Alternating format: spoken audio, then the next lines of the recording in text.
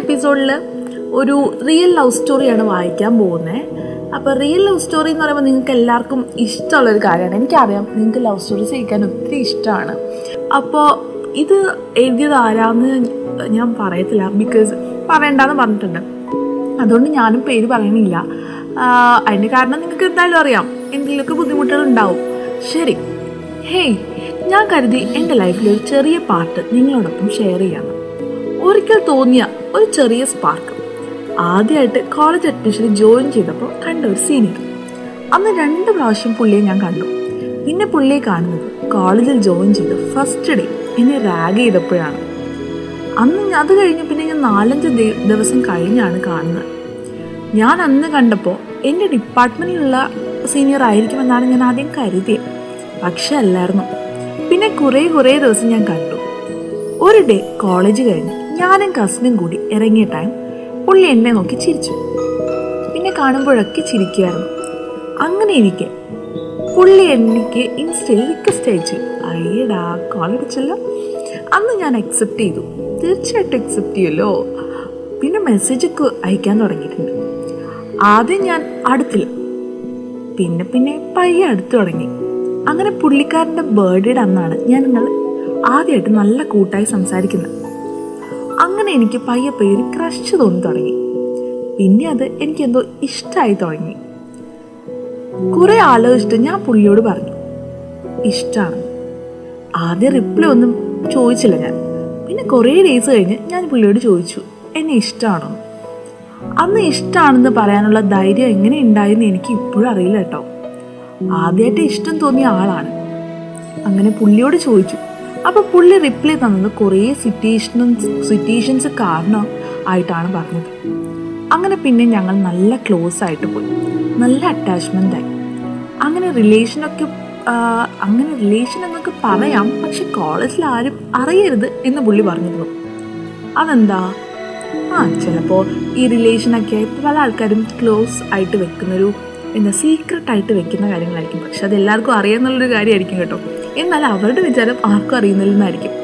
അങ്ങനെ ഇവർ റിലേഷനൊക്കെ സീക്രട്ടായിട്ട് വെക്കാമെന്ന് കേട്ടു. മേ ബി അതിൽ കാരണം വെച്ചാൽ ഫാമിലീസ് അറിയുമായിരിക്കും. അല്ലെങ്കിൽ എല്ലാ കോളേജിലും നമ്മളിപ്പോൾ നമ്മുടെ സ്ഥലത്ത് തന്നെയാണ് പഠിക്കുന്നതെങ്കിൽ ആ കോളേജിൽ ഒരാളെങ്കിലും കാണും നമ്മുടെ ബന്ധുവായിട്ട്. അതെന്താണെന്ന് എനിക്കറിയത്തില്ല. അങ്ങനെ തീർച്ചയാണ് നമ്മുടെ സ്ഥലത്താണ് പഠിക്കുന്നതെങ്കിൽ, അതായത് നമ്മൾ ജനിച്ചു വളർന്ന സ്ഥലത്ത് തന്നെയാണ് ഒരു കോളേജിൽ പഠിക്കുന്നതെങ്കിൽ അവിടെ എന്തായാലും നമ്മുടെ ഒരു ബന്ധു ഉറപ്പാണ്. അതിപ്പോൾ ചിലപ്പോൾ നമ്മുടെ ക്ലോസ് റിലേറ്റീവ്സ് ആയിരിക്കാം, ചിലപ്പോൾ ഏതെങ്കിലും നമ്മുടെ പാരൻസ് തന്നെ അവിടെ വർക്ക് ചെയ്യുന്നുണ്ടാവും. പറയാൻ പറ്റില്ല കേട്ടോ. നമ്മളറിയാതെ ഒരുപാട് സ്പൈസ് നമ്മുടെ കോളേജിലുണ്ടാവും. ശരി, വീണ്ടും തുടങ്ങാം. എന്നോട് പാസ്റ്റൊക്കെ പുള്ളി ഇങ്ങനെ പറഞ്ഞിട്ടുണ്ട് എന്നോട്. അങ്ങനെ എൻ്റെ ഫ്രണ്ട്സിനും കസിനും സിസിനും മാത്രമേ അറിയുള്ളായിരുന്നു പുള്ളിയുടെ കാര്യം. സോ പിന്നെ അങ്ങനെ പോയി ഞാൻ. പിന്നെ എങ്ങനെയൊക്കെയോ എല്ലാവരും കോളേജിൽ അറിഞ്ഞു. അത് പിന്നെ അറിയാണ്ടിരിക്കുമോ? ഞാൻ പറഞ്ഞില്ലേ, എങ്ങനെയെങ്കിലുമൊക്കെ അറിയും. നമ്മൾ വിചാരിക്കും ആർക്കും അറിയില്ല എന്ന്, പക്ഷെ എല്ലാവരും അറിഞ്ഞിട്ടുണ്ടാവും. ലാസ്റ്റ് അറിയുന്നത് നമ്മളായിരിക്കും എല്ലാവരും അറിഞ്ഞെന്നുള്ള കാര്യം. പിന്നെ എന്നോട് ഓരോരുത്തരും പറയാൻ തുടങ്ങി അവൻ പറ്റിക്കുകയാണ്, വേറെ റിലേഷനൊക്കെ ഉണ്ടെന്നൊക്കെ. അപ്പം ഞാൻ അതൊന്നും കൂട്ടാക്കിയില്ല. പിന്നെ എല്ലാവരും ഒരുപോലെ പറയുമോ അങ്ങനെ? ഞാൻ ചോദിച്ചു ഇതൊക്കെ. അപ്പോൾ പുള്ളി എന്നോട് പറഞ്ഞതെന്ന് വെച്ചാൽ, നീ ഇതൊക്കെ എന്തിനാ മറ്റുള്ളവർ പറയുന്ന കേൾക്കാൻ പോകുന്നത്, നീ എന്തിനാ ഇതൊക്കെ എല്ലാവരോടും പറഞ്ഞത്, അങ്ങനെയൊക്കെ. അപ്പം ഞാൻ കരുതി അതാവും, ചുമ്മാ പറയുന്നതായിരിക്കും എല്ലാവരും. ഞാൻ പുള്ളിയെ വീണ്ടും വിശ്വസിച്ചു തുടങ്ങി. പിന്നെ അങ്ങനെയൊക്കെ എന്നും കേൾക്കാനും ചോദിക്കാനും തുടങ്ങി. എല്ലാവരും ഇതിനെക്കുറിച്ച് പുള്ളിക്കാരോട് ചോദിക്കാൻ തുടങ്ങിയെന്നാണ് കേട്ടോ പറയുന്നത്. ഇതെല്ലാം 1 വർഷത്തിനുള്ളിലാണ് കേട്ടോ. 1 വർഷത്തിനുള്ളിൽ നടന്ന കഥയാണ് ഇത്രയും കേട്ടോ. അപ്പോൾ പുള്ളിനെ കുറിച്ച് അപവാദം അങ്ങനെയല്ല പറയുക, അത് കേട്ട് തുടങ്ങിയപ്പോൾ പുള്ളിക്കാരിക്ക് ഡൗട്ടായി. എല്ലാവരും ഒരുപോലെ പറയാണ് പുള്ളിക്കാരൻ കൊള്ളാന്ന്. അപ്പോഴും പുള്ളിക്കാരനെ വിശ്വസിച്ച് ഇങ്ങനെ മുന്നോട്ട് പോയിക്കൊണ്ടിരിക്കുകയാണ്. കഥ എവിടെ ചെന്ന് അവസാനിക്കും നോക്കാട്ടോ. അങ്ങനെ ഇതേപ്പറ്റി വഴക്കൊക്കെ കൂടി ഞങ്ങൾ. പിന്നെ ഇണങ്ങും. അതൊക്കെ അങ്ങനെ പോയി. വൺ ഡേ എനിക്ക് ക്ലാസ് നേരത്തെ കഴിഞ്ഞു. എന്തിനോ വേണ്ടി ക്ലാസ്സിൽ പോയ ടൈം പുള്ളിയുടെ എക്സ് എന്നോട് പറഞ്ഞ ആ പെൺകുട്ടിയായിട്ട് പുള്ളി ഒരുമിച്ചിരിക്കുന്നത്, അതും കൈയൊക്കെ പിടിച്ച് ഒരുമിച്ചിരിക്കുന്നത് ഞാൻ കണ്ടപ്പോൾ ആദ്യം ഒരു തരിപ്പായിരുന്നു. പിന്നെ സങ്കടവും ദേഷ്യവും ഒക്കെ. പിന്നെ ചോദിച്ചപ്പോൾ പുള്ളി പറഞ്ഞത് ഞാൻ കാണാൻ വേണ്ടി മനഃപൂർവ്വം അങ്ങനെ ഇരുന്നതാണെന്നാണ്. എന്നെ ഇങ്ങനെ അങ്ങനെ ഇരിക്കുകയാണ് എന്നെ വീട്ടിൽ അമ്മ പൊക്കിയത്. എല്ലാം ഒരു വഴിയായി. അത് ഭയങ്കര കഷ്ടമുള്ള കാര്യമാണ്. നന്നായി ബാറ്റ് ചെയ്തുകൊണ്ടിരിക്കുമ്പോൾ ഔട്ടാകുന്നത് എങ്ങനെയല്ലേ? അതേപോലെയാണ് ഈ സിറ്റുവേഷൻ. നന്നായിട്ട് പോയിക്കൊണ്ടിരിക്കുന്ന റിലേഷൻ പെട്ടെന്ന് വീഡിയോ പിടിക്കുമ്പോൾ ഉണ്ടല്ലോ, അത് വല്ലാത്ത സങ്കടമാണ്. ശരി, ബാക്കി അത്രയും നാൾ എല്ലാവരും പറഞ്ഞത് ശരിയായിരുന്നു. പുള്ളിയുടെ എക്സിനോട് പുള്ളിക്ക് ഇപ്പോഴും ഒരു റിലേഷൻ ഉണ്ട്.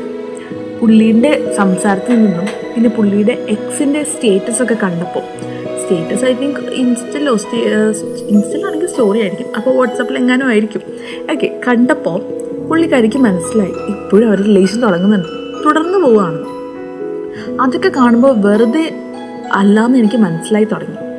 അങ്ങനെ ഞാൻ അത് അവിടെ വിട്ടു. ഓക്കെ, എനിക്കൊന്നേ പറയാനുള്ളൂ, ആരുടെയും ഫീലിങ്സ് വെച്ച് കളിക്കരുത്. ശരിക്കും ഇഷ്ടമാണെന്ന് എനിക്ക് ഇപ്പോഴും, എങ്ങനെ ഇഷ്ടപ്പെട്ടെന്ന് എനിക്ക് ഇപ്പോഴും അറിയത്തില്ല. ഞാൻ എന്തിനാ പുള്ളി ഇത്രയും സ്നേഹിച്ചതെന്ന് പോലും എനിക്കറിയത്തില്ല. ഇങ്ങനെ ചതിക്കണമായിരുന്നു. പുള്ളിക്കാരുടെ ലാസ്റ്റ് ക്വസ്റ്റ്യൻ എനിക്ക് സങ്കടം ഉണ്ടാക്കുന്നുണ്ട്. ഇപ്പോഴും പുള്ളിക്കാർ ചോദിക്കുന്നത് ഇങ്ങനെ ചതിക്കണമായിരുന്നു എന്നാണ്. ശരിക്കും പല ആൾക്കാരുടെയും ഫീലിങ്സ് വെച്ച് കളിക്കാറുണ്ട്. ഒരിക്കലും അങ്ങനെ ചെയ്യരുത്. കാരണം മറ്റുള്ളവരുടെ ഫീലിങ്സ് എന്ന് പറഞ്ഞാൽ അവരെ ഒരുപാട് വിഷമിപ്പിക്കുന്ന കാര്യമാണ്. നമ്മൾ പലപ്പോഴും വിചാരിക്കും നമ്മൾ ഹേർട്ടാക്കുന്നതിൽ ഒരു തമാശയായിരിക്കുന്നു. തമാശയ്ക്ക് നമ്മൾ ചെയ്യുന്ന പല കാര്യങ്ങളും മറ്റുള്ളവരെ ഭയങ്കരമായിട്ട് വിഷമിപ്പിക്കുന്ന കാര്യങ്ങളായിരിക്കും. നമ്മളൊരു തമാശ എന്ന രീതിയിലായിരിക്കും, പക്ഷെ മറ്റുള്ളവർക്കത് അങ്ങനെ ആയിരിക്കില്ല. ഇപ്പോൾ എൻ്റെ കേസ് പറയുന്നത് തന്നെ, ഞാൻ മറ്റുള്ളവരെ ഹേർട്ട് ചെയ്യാൻ വേണ്ടി മനഃപൂർവ്വം സംസാരിക്കുന്നതായിരിക്കില്ല. പക്ഷെ ഞാൻ ഉള്ളത് പറയുമ്പോൾ ഞാൻ ഡയറക്റ്റ്ലി മുഖത്ത് നോക്കി പറയും എന്താണെങ്കിലും. പക്ഷെ പിന്നീട് ഞാൻ ആലോചിക്കും അങ്ങനെ പറയണ്ടായിരുന്നു. പെട്ടെന്ന് പറഞ്ഞപ്പോൾ അവൾക്കോ അവനോ അത് ഹേർട്ടായിട്ടുണ്ടാവാം. ഞാൻ പതിയെ നൈസായിട്ട് പറയായിരുന്നു. പെട്ടെന്ന് എടുത്തടിച്ച് പറയുമ്പോൾ അവർക്കത് ഫീലായിട്ടുണ്ടാവും. പിന്നെ ഞാൻ അതോർത്ത് റിഗ്രറ്റ് ചെയ്യുകയും ചെയ്യും. ഇതേപോലെയാണ് ഇതിനെക്കാട്ടിയും വിഷമമുള്ള കാര്യമാണ് ഇങ്ങനെ ചെയ്യുന്നത്. ഒരു സ്നേഹത്തിൻ്റെ വില വെച്ചിട്ട് കളിക്കുന്നത്. ഒരാൾ നല്ലപോലെ ഇഷ്ടപ്പെടുന്ന ടൈമിൽ അയാളെ പറ്റിക്കുക എന്നൊക്കെ പറഞ്ഞാൽ, അതും എക്സിനുണ്ട് കൂടെ ഈ കുട്ടിയെ കൂടെ പറ്റിക്കുന്നു. ഇതൊക്കെ തെറ്റാണ്. ഇത് ഞാൻ നിങ്ങൾക്ക് തരുന്നൊരു അഡ്വൈസായിട്ടൊന്നും കൂട്ടരുത്. ഞാൻ എൻ്റെ ഉള്ളിൽ നിന്ന് പറയുന്ന കാര്യങ്ങളാണ്, എനിക്ക് തോന്നിയിട്ടുള്ള കാര്യങ്ങളാണ് ഞാൻ പറയുന്നത്. ഒരു അഡ്വൈസോ മോട്ടിവേഷനോ ഒന്നുമല്ല ഈ സ്റ്റോറിയിലൂടെ ഞാൻ പറയാൻ ഉദ്ദേശിക്കുന്നത്. പക്ഷേ ഒരു സത്യാവസ്ഥ നിങ്ങളും അറിഞ്ഞിരിക്കേണ്ട ഒരു കാര്യമാണ്. ഇപ്പോൾ ഇത് അയച്ച ആളോട് എനിക്ക് പറയാനുള്ളത്, എപ്പോഴും ഞാൻ എല്ലാ കഥയുടെയും ലാസ്റ്റ് എന്തെങ്കിലുമൊക്കെ ഇങ്ങനെ ട്രാജഡി ആണെങ്കിൽ ഞാൻ പറയുന്നൊരു വാക്കുണ്ട്, എന്തോ വലിയ നല്ല കാര്യം നിങ്ങൾക്ക് വരാനിരിക്കുന്നു, അതുകൊണ്ടാണ് ഇതിങ്ങനെ ആയിപ്പോയത്. ഞാൻ എപ്പോഴും പറയാനുള്ള കാര്യം, എന്നോട് തന്നെ പറയാനുള്ള കാര്യമാണിത്. അത് തന്നെയാണ് എനിക്ക് ഇവിടെയും കുട്ടിയോട് പറയാനുള്ളത്. എന്തോ വലിയ നല്ല കാര്യം വരാനിരിക്കുന്നു, അതുകൊണ്ട് ഇതൊക്കെ ചെറിയ കാര്യമാണ്. കുട്ടി ആ ഒരു പുള്ളിക്കാരുടെ കയ്യിൽ നിന്ന് രക്ഷപ്പെടുകയല്ലേ ചെയ്തത്. അപ്പോൾ ദൈവത്തിനോട് നന്ദി പറയാം. ഇനി എന്തായാലും ഇതേപോലത്തെ നല്ല നല്ല ലവ് സ്റ്റോറീസും ചെറിയ ലാസ്റ്റ് വന്നിട്ട് ഇതേപോലെ ട്രാജഡിയൊക്കെ ആണെങ്കിൽ ചെറിയ ഓരോരോ കാര്യങ്ങൾ, എൻ്റെ മനസ്സിൽ തോന്നുന്ന കാര്യങ്ങളൊക്കെ പറഞ്ഞുകൊണ്ട് ഞാൻ വീണ്ടും എത്തുന്നതായിരിക്കും. അപ്പോൾ ഇന്നത്തേക്ക് ഞാൻ വിടാം. എല്ലാവരും stay safe, take care, by.